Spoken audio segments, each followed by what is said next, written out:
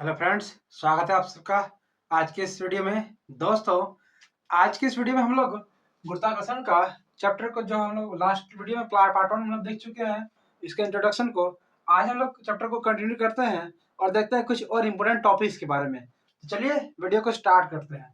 तो हमारा first topic है मुक्त पतन, फ्री फॉल। इससे पहले हम लोग पार्ट 1 में हम लोग पढ़ चुके गुरुत्वाकर्षण में क्या है। गुरुत्वाकर्षण एक बल है, ठीक है दोस्तों, ब्रह्मांड में दो वस्तुओं के बीच लगता है और हम लोग उसके बारे में हम लोग गुरुत्व बल के बारे में पढ़ चुके हैं। मतलब जो पृथ्वी किसी पर बल लगाती है उसे गुरुत्व बल बोलते हैं। गुरुत्व और स्मॉल जी, कैपिटल जी को देख चुके हैं। यदि आपने वीडियो को नहीं देखा है तो वीडियो प्लेलिस्ट में है, आप पार्ट 1 का वीडियो आप जाके जरूर देखिए, उसके बाद इस वीडियो को देखिए, ठीक है दोस्तों। तो देखिए हमारा क्या है, मुक्त पतन। टॉपिक हमारा मुक्त पतन मतलब फ्री फॉल। देखिए नाम में छुपा है फ्री फॉल, मतलब कोई वस्तु यदि ऊपर से नीचे तरफ गिर रहा है, मान लीजिए वो फ्रीली गिर रहा है। फ्रीली मतलब किसी किसी माध्यम में प्रतिरोध की अनुपस्थिति में। प्रतिरोध मतलब क्या होता है, रुकावट। तो रुकावट हमारा कुछ नहीं है, बिना रुकावट के यदि कोई चीज गिर रहा है पृथ्वी की तरफ, ठीक है, तो उस गति को क्या बोलेंगे हम लोग, मुक्त पतन बोलेंगे, ठीक है दोस्तों। देखिए जैसे कोई किसी माध्यम में प्रतिरोध की अनुपस्थिति में गिरती वस्तु है, कोई वस्तु नीचे तरफ गिर रही है, उसको बोलेंगे मुक्त पतन में।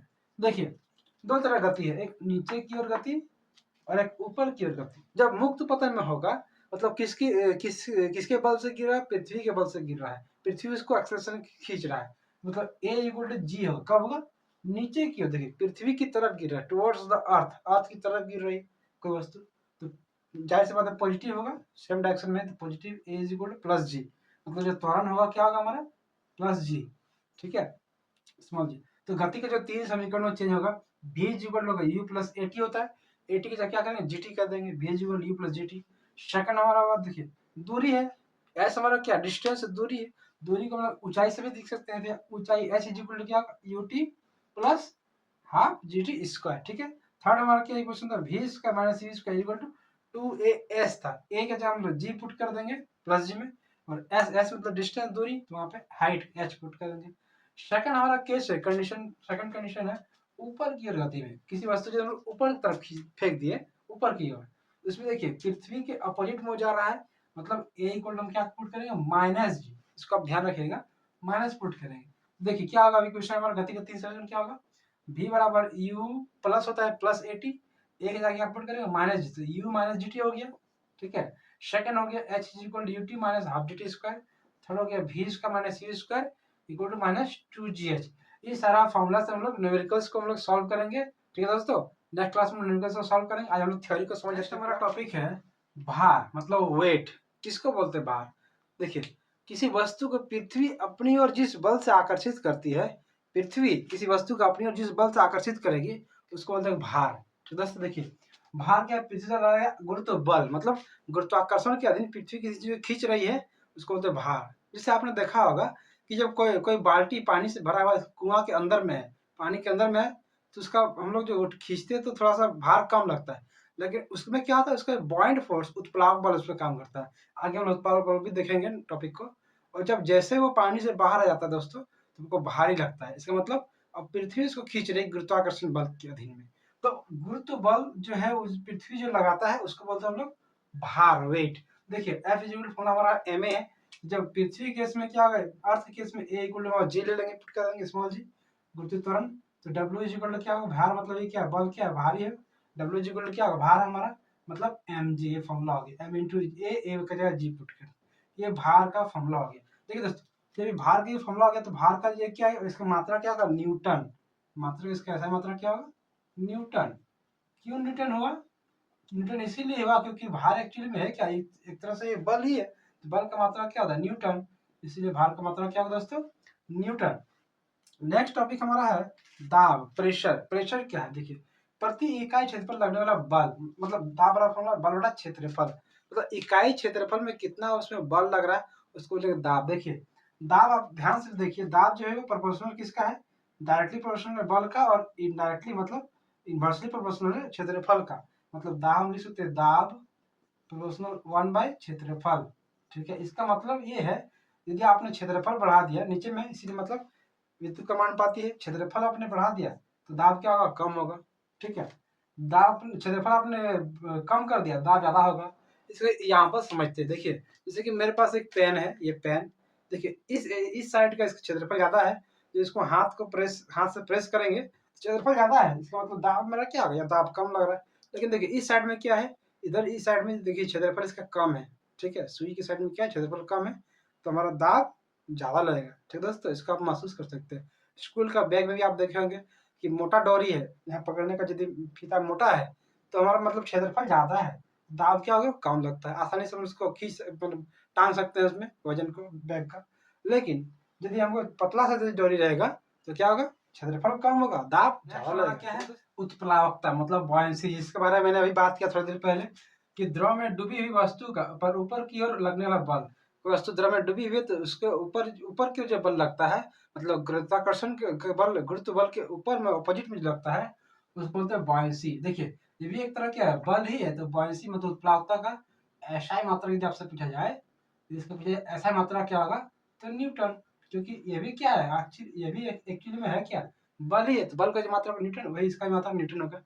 ठीक है, इसी कारण हम लोग को पानी, बाल्टी से भरी पानी जब कुआं के अंदर में होती है तो हमको हल्का लगता है। ठीक है, नेक्स्ट हमारा है घनत्व, डेंसिटी। डेंसिटी क्या है, देखिए द्रव्यमान बटा आयतन, मतलब डेंसिटी एक्चुअली है क्या, पदार्थ का एक लाक्षणिक गुण है। जैसे कि आपने देखा कि लोहा का जो काटी होता है उसको पानी में हम लोग छोड़ देते हैं तो पानी में डूब जाती है, लेकिन वही यदि हम लोग किसी पत्ता को छोड़ते हैं, सूखी पत्ता को, तो वो नहीं डूबती है। क्यों, क्योंकि पत्ता का जो घनत्व है वो पानी घनत्व से थोड़ा सा कम है। ठीक है, और लोहा का जो घनत्व है वो पानी घनत्व से ज्यादा है, तो किसी वस्तु को यदि पानी घनत्व से ज्यादा होगा तो वो उसमें डूब जाएगी। ठीक है दोस्तों, लोहा का कोई भी सामान आप रखिए, चाहे कील रखिए, जो भी सामान रखना है, वो डूब ही जाएगा। क्यों डूब जाएगा, क्योंकि उसका घनत्व ज्यादा है लोहा का पानी के कंपेरिजन में। ठीक है, तो घनत्व एक्चुअली क्या, पदार्थ का लाक्षणिक गुण है, मतलब पदार्थ का एक क्वांटिटी है। ठीक है, क्वालिटी है। देखिए इसका फॉर्मूला है द्रव्यमान बटा आयतन। यदि हम इसका मात्रक निकालना चाहे, इसके लिए हम मात्रक निकालना चाहेंगे, घनत्व का मात्रक, तो क्या होगा, देखिए द्रव्यमान क्या होता है, किलोग्राम। ठीक है दोस्तों, आयतन क्या होता है, मीटर क्यूब, तो हमारा क्या आ जाएगा, किलोग्राम प्रति मीटर क्यूब, ये हमारा आयतन का, हमारा घनत्व, सॉरी घनत्व का हमारा क्या आ जाएगा, ऐसा मात्रक आ जाएगा। ठीक है दोस्तों, विभिन्न पदार्थ का अलग अलग घनत्व होता है। ठीक है, उसको सबको याद रखना संभव नहीं होता है। ठीक है दोस्तों, लेकिन आप ये कंसेप्ट याद रखिएगा कि जिसका घनत्व ज्यादा होगा वो डूब जाएगी, जिसका घनत्व कम होगा उस पर रखेंगे। तो दोस्तों हमारा next very very important topic है आर्किमिडीज का सिद्धांत, आर्किमिडीज प्रिंसिपल। देखिए ये सिद्धांत आखिर बोलना क्या चाह रहा है, पहले इसको समझते हैं। तो जब कोई वस्तु किसी द्रव या गैस में, किसी वस्तु को हम लोग क्या करें, किसी द्रव में या गैस में पूर्णतः, पूर्णतः मतलब फुल्ली, पूरी तरह से, या अंशतः, अंशतः मतलब हाफ, पार्शियली, ठीक है, डुबाया जाता है, उसको डुबा दिए तो उसके भार में क्या आएगा, आभासी कमी आ जाएगा, मतलब वो जो उसका जो भार होगा उसमें कुछ कमी हमको नजर आएगा या महसूस होगा। ठीक है, आभासी कमी। ठीक है, वो जो वस्तु के डूबे भाग द्वारा हटाए गए द्रव या गैस के भार के बराबर होता है। वो जो भार में जो कमी होगा, मान लीजिए वस्तु ए, उसको लोग लिक्विड में, द्रव में डुबा दिए, इसका भार में कुछ कमी आ गया, पहले इसका भार मान लीजिए 10 था, अब इसका भार हो गया 9। ठीक है, तो भार में कुछ कमी आया है, तो वो जो भार में जो कमी होगा वो किसके बराबर होगा, वो जो द्रव को जितना हटाया गया द्रव के बराबर में। जो इसको डाले हम लोग पानी में, मान लीजिए, तो कुछ ना कुछ पानी इसको हटाएगा और रिप्लेस करेगा, यहाँ से पानी को रिप्लेस कर दिया, तो जितना पानी को रिप्लेस किया, हटाया गया द्रव जितना रिप्लेस किया, उसी के बराबर में हमारा क्या होगा, उसी के बराबर में दोस्तों हमारा क्या होगा, भार में उसका कमी होगा। यही आर्किमिडीज प्रिंसिपल है। ठीक है, इसी प्रिंसिपल पे हम लोग बेस्ड है, मान लीजिए कि जैसे पानी का जहाज वगैरह। ठीक है दोस्तों, इसी पे बेस्ड आर्किमिडीज सिद्धांत हमारा बेस्ड है तैरने की शर्तें, मतलब कंडीशंस फॉर स्विमिंग।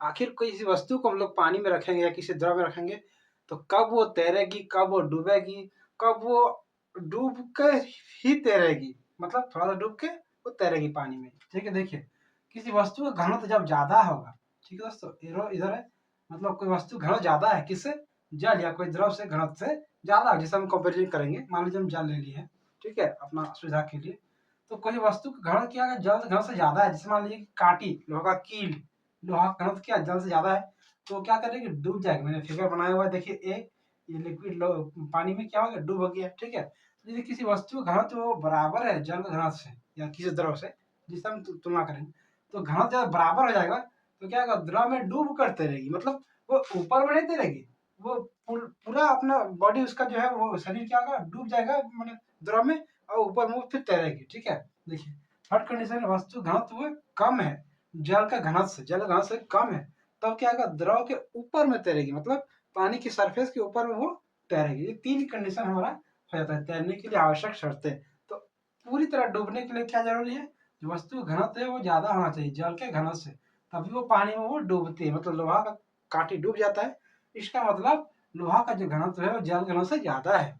ठीक है, आपने देखा कभी कभी काठ को हम लोग, लकड़ी काठ को डुबाते हैं, वो क्या होता है लगभग थोड़ा सा डूब के वो फिर तैरती है, मतलब बराबर हो गया। ठीक है, इसीलिए लेकिन पत्ता या प्लास्टिक वगैरह देखते हैं वो क्या है, वो उसका घनत्व पानी घनत्व से कम है, इसलिए वो ऊपर में सरफेस में, मतलब ऊपर में वो सी पोजीशन में उसमें तैरती है। ठीक है दोस्तों, टॉपिक है सापेक्षिक घनत्व या फिर आपेक्षिक घनत्व बोलते हैं इसको, रिलेटिव डेंसिटी। ये होता क्या है, मैं जिस पदार्थ का आपको निकालना आपेक्षिक घनत्व, वो क्या होगा, पदार्थ घनत्व ऊपर में रहेगा और डिवाइडेड बाय 4 डिग्री सेल्सियस पर जल का घनत्व, जो कि मैक्सिमम होता है। 4 डिग्री में जल का घनत्व क्या होता है, मैक्सिमम। ठीक है, कितना होता है, जल के पावर में 3, 1000 किलोग्राम प्रति मीटर क्यूब। घनत्व का हम लोग ऐसा मतलब देख चुके हैं, किलोग्राम प्रति मीटर क्यूब।